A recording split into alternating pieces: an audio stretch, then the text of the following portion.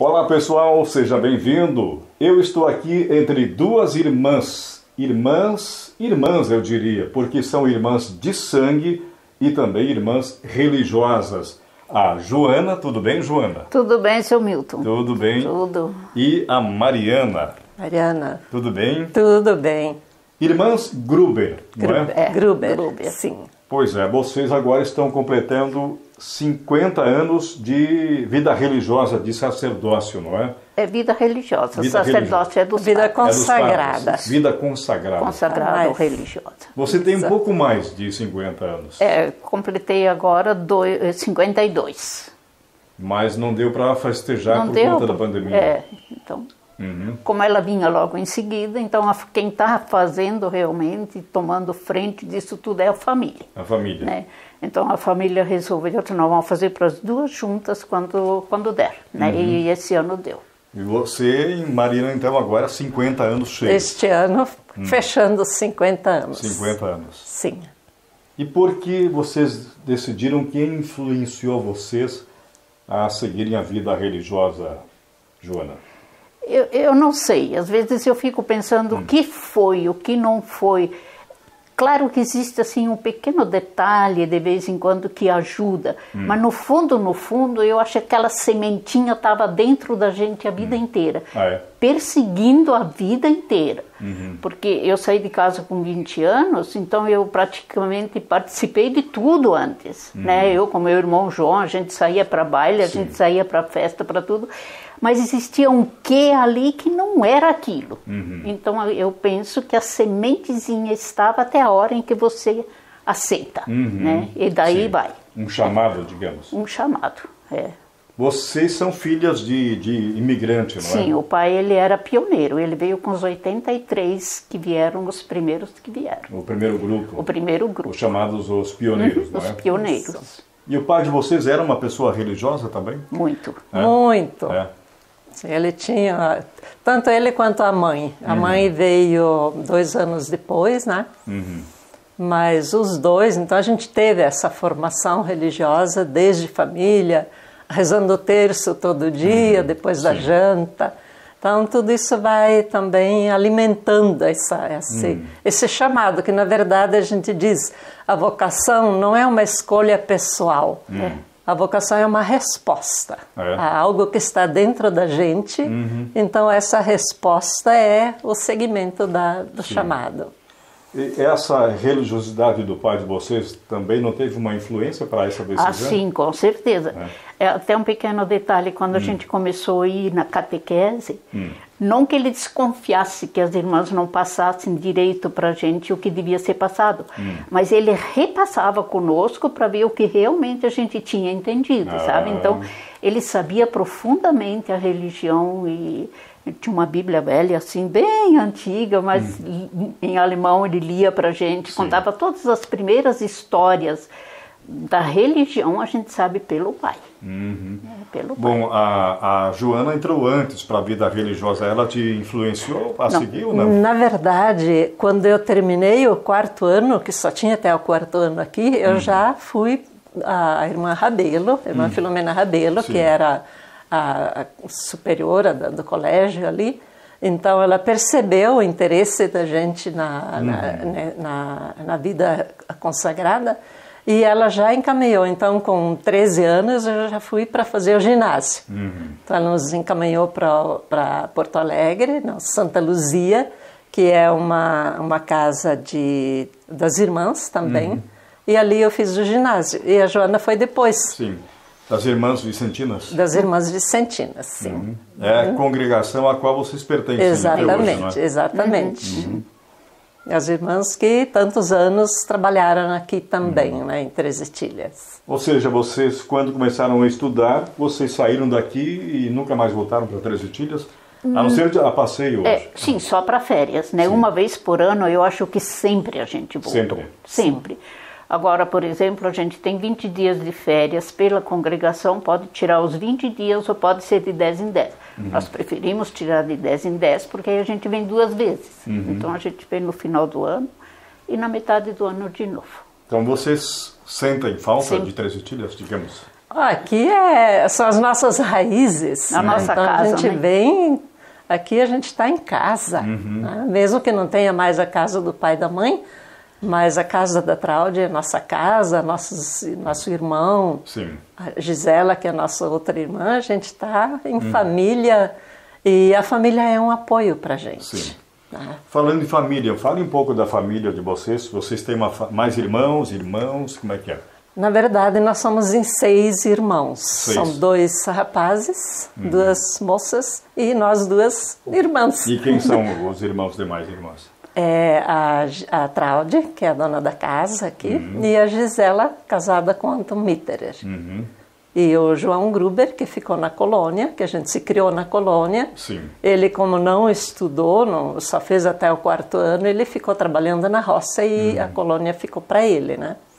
E tem o irmão mais velho que mora na região da Grande Florianópolis, em Caldas da Imperatriz. Sim.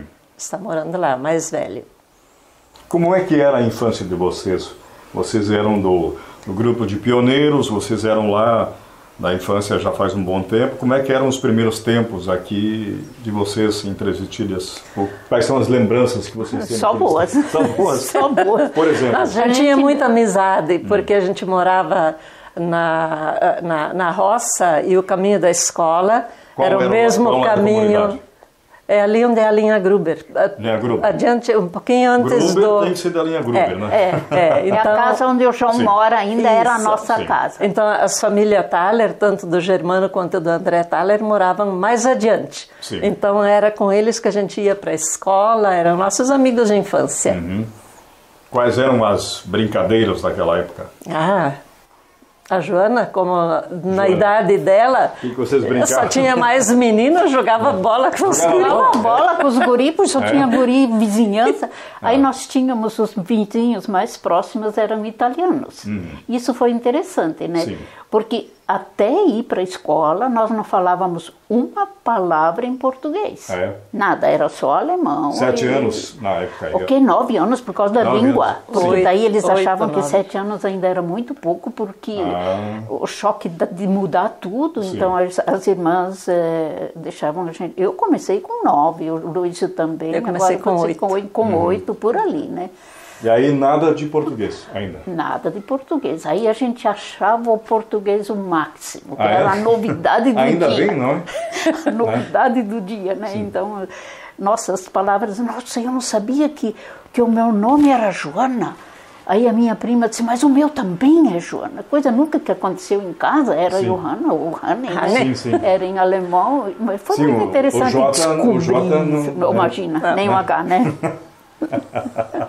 Mas não, caçar passarinho, meu Deus do céu, os piá brincavam com o sapo, me assustava e eu tinha medo. E você jogava bem futebol, Joana? Não era nem futebol, a gente jogava um tal de caçador. Caçador. E muito, e muito, né? Vira e mexe não era nem tanta brincadeira, porque a gente sempre ajudava o pai e a mãe, principalmente o pai na roça e tal.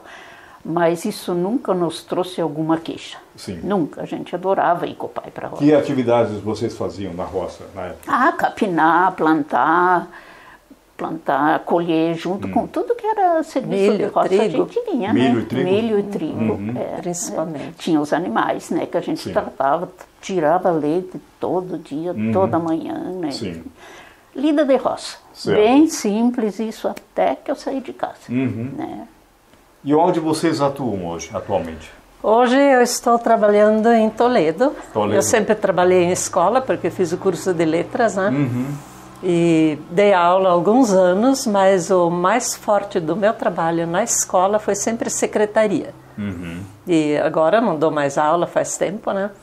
E continuo trabalhando na secretaria no colégio, um colégio grande, tem desde do berçário, crianças de 4 meses, até o terceirão. É uma escola de porte médio para grande. Sim. E estamos aí, E você, trabalhando. Joana?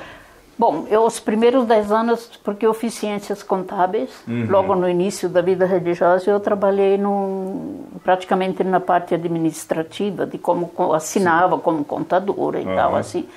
Depois a gente começou a perceber que, por exemplo, ser contador não é um serviço religioso, no fundo, e tinha tanto serviço mais, podia um profissional fazer, e aí eu fui para o hospital, na recepção do hospital, coordenando ali, praticamente não saí mais da área hospitalar, mesmo não tendo curso de saúde nenhum, acompanhando as irmãs para as consultas. Eu dirijo, então a gente sempre tinha quem levar, quem trazer, acompanhar.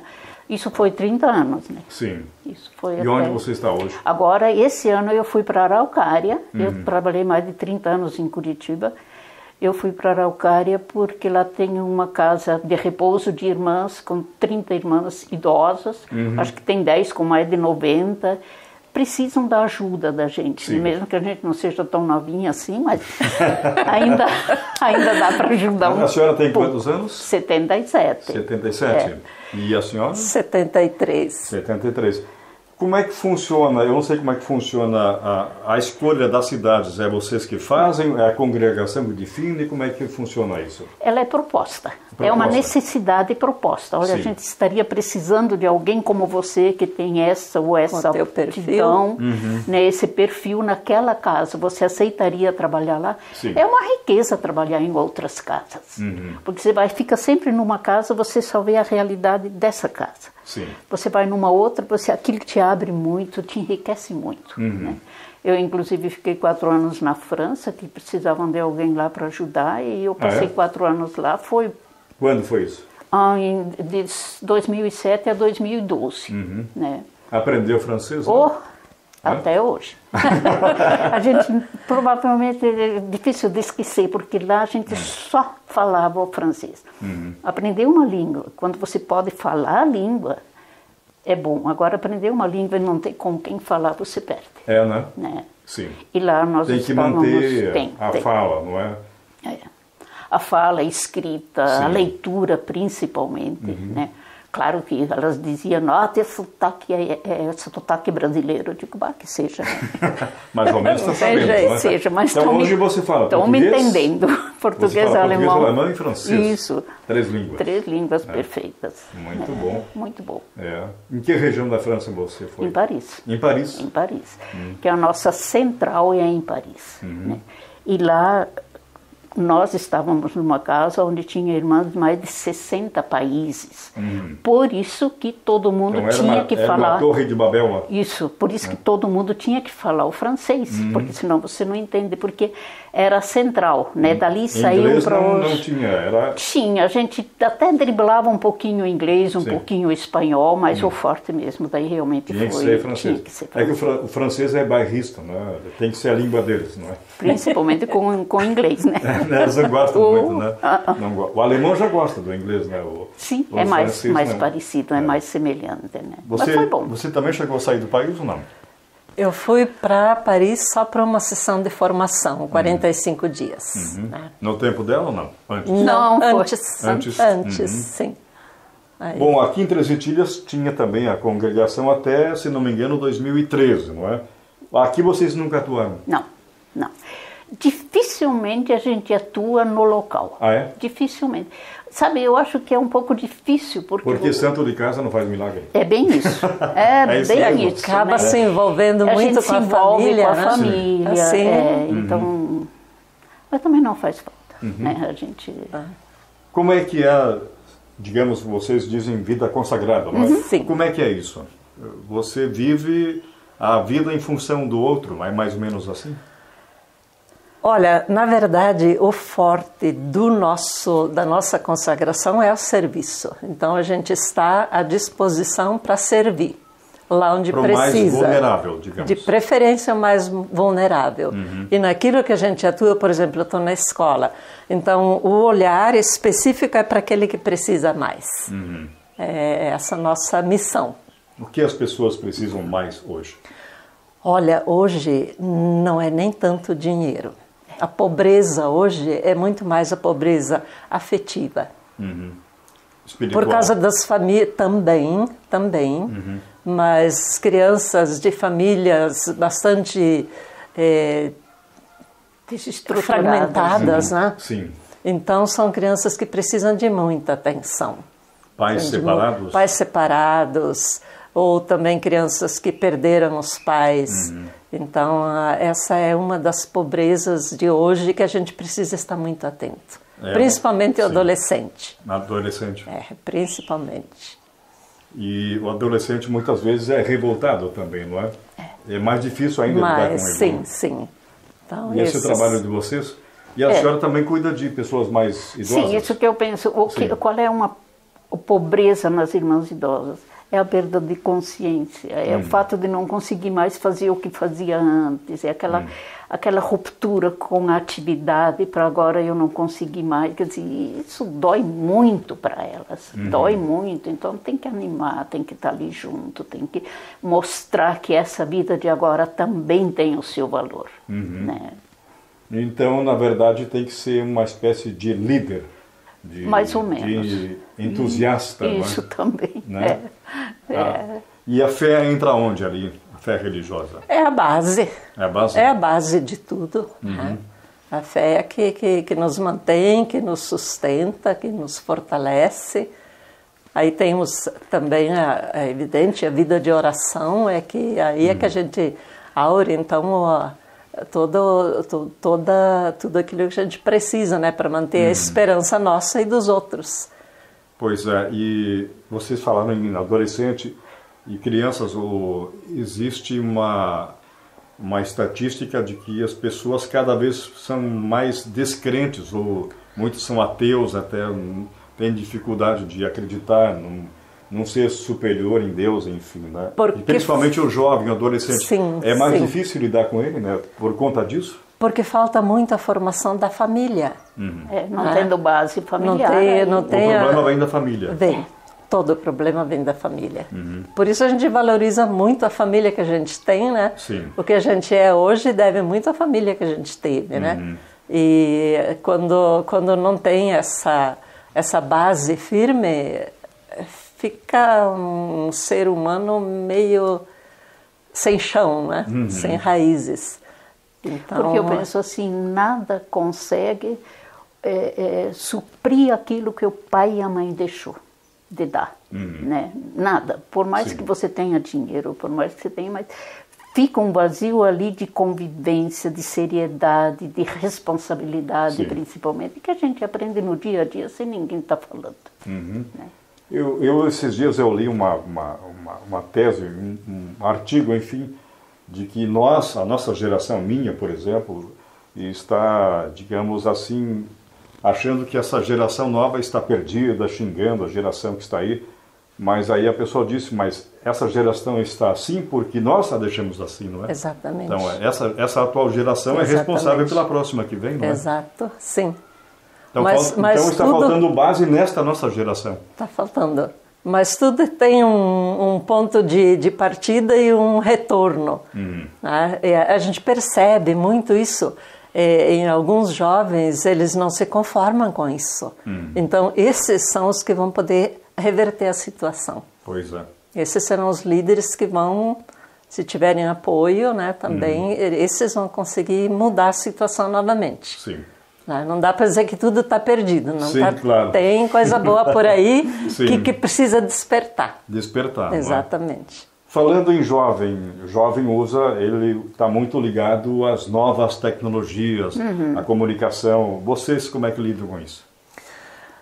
Olha, na escola, por exemplo, agora com a pandemia forçou a escola a fazer uso da tecnologia. Sim. Porque aí entraram nas escolas as aulas online, os professores se viram de repente diante de uma situação que nunca tinham enfrentado e tiveram que se reinventar.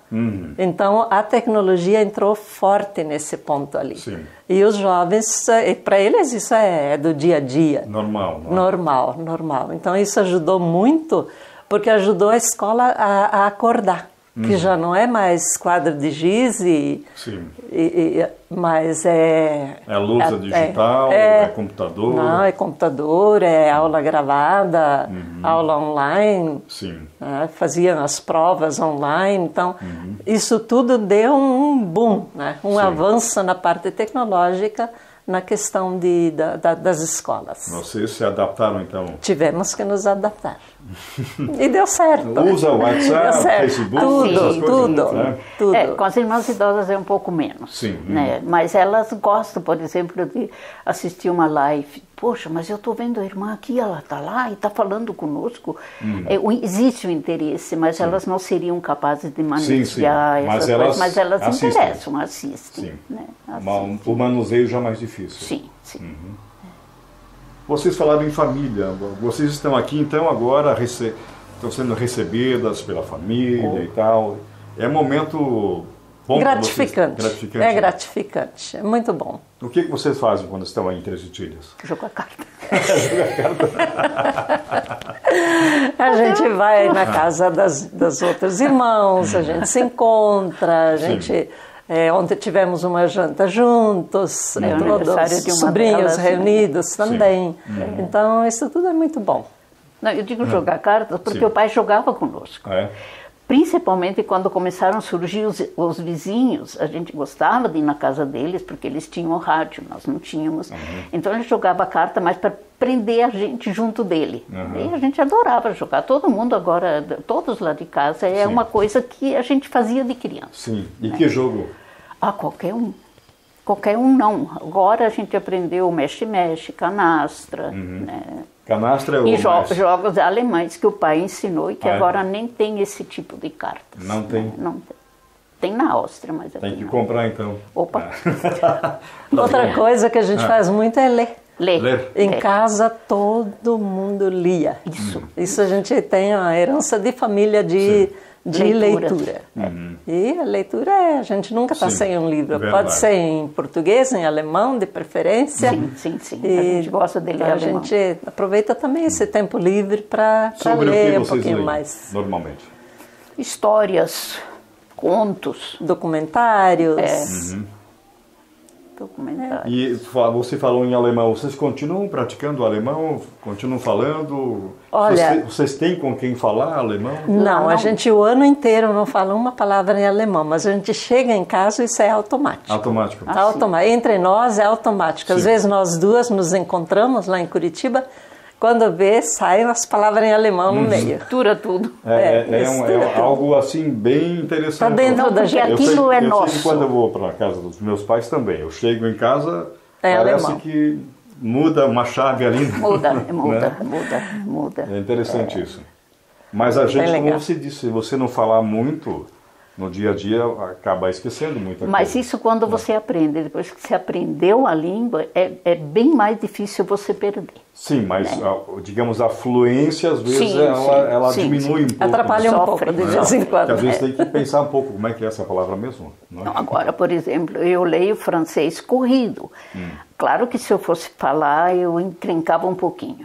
Né? Não é mais tão fluente. Escrever, então, que tem 50 acentos numa palavra só.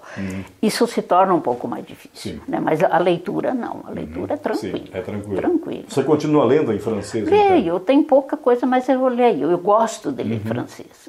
Eu gosto de ler tanto o francês, quanto o alemão, quanto o português. É interessante culturas diferentes se manifestando na leitura, sabe? É muito bom isso. Nós falamos antes em jovens, ainda existem meninas, adolescentes, enfim, que querem entrar para a vida religiosa? Vocês conseguem perceber ou não? Existem. Existem? Nós estamos agora com 5, né? 3 que vão terminar agora. 5 no noviciado. Mais 2 que vieram agora. Diminuiu sim. Diminuiu sim. Mas ainda tem. Ainda tem. As famílias também diminuíram o número de pessoas, então também a questão de formação familiar influi, e com isso a gente teve que também reduzir o número de casas, tanto é que Três Itilhas foi uma das casas que fechou, e assim também várias em outros lugares. Porque aquilo que a gente faz tem que fazer bem feito, não adianta só manter uma obra, mas não tendo condições de fazer bem, né? Então, a tendência é reduzir o número de obras para poder suprir bem as necessidades de cada uma. E também o envelhecimento das irmãs, né? Que tirou muita gente da atividade, né? Muita gente. Nós temos 3 casas de irmãs idosas, 2 com 30, uma com 25, quer dizer, é muita gente que não está mais na ativa, né? Então, isso diminui... Isso faz diminuir as casas para ainda ter gente trabalhando nas... E hoje, então, se procura cidades que têm, digamos, um índice maior ou menor de desenvolvimento humano, não é? Onde a necessidade é maior. Sim. Três Itilhas não precisa mais, digamos assim. É o que a gente colocou quando fechou ali, olha, Três Itilhas cresceu, já se qualificou. É capaz de caminhar sozinho. Tem outros lugares que precisam mais. Porque também tem um objetivo. Aqui em Três Itilhas as irmãs vieram junto, ou logo em seguida, dos austríacos para que eles tivessem, né? E isso agora não existe mais, né? Para cuidar dos filhos deles, cuidar da saúde deles, para cuidar do grupo, né?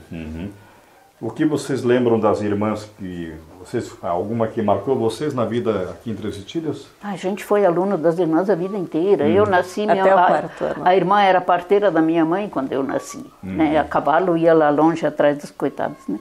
Mas a vida nossa de infância toda foi com as irmãs. Né? As professoras até o 4º ano primário, todas elas eram irmãs. Aí eu lembro bem, no primeiro ano, a irmã Sebastiana...